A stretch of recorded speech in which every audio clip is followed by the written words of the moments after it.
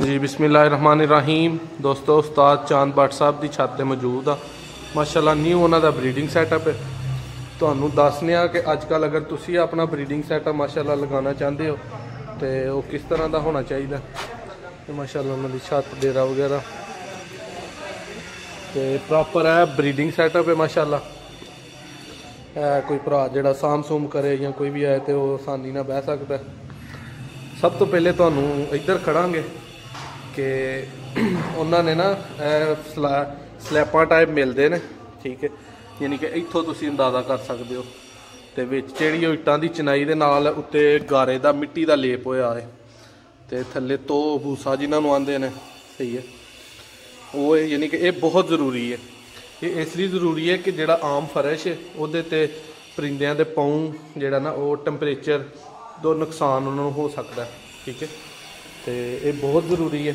बाकी खुटियां की जोड़ा अपना काबक टाइप ने इन्हों की पैमाइश देख सकते हो, तकरीबन 1.5 फुट चौड़ा है, 2 फुट लम्बा होएगा और 1.5 फुट ही उच्चा।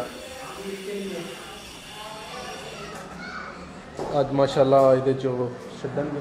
बाकी लोहे के भी सैटअप लगा है, वो भी मैं तुहानूं विखाना। लोहे के काबक टाइप बनाए ने उन्होंने, इन्हों की भी फरमाइश देख सकते हो।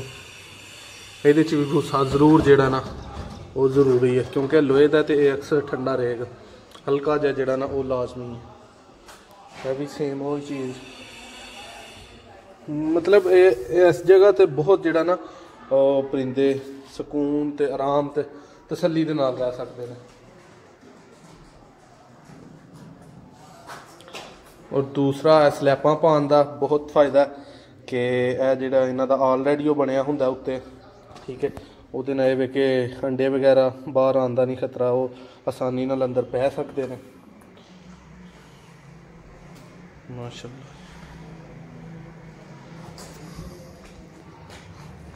दोस्तों, किसी भी किस्म के परिंदियां का शौक करना चाहते हो, खरीदारी, तो चैनल पर वीडियोज़ नज़र आएगियाँ। चैनल नू सबसक्राइब तो वीडियो नू लाइक लाजमी करो। माशाल्लाह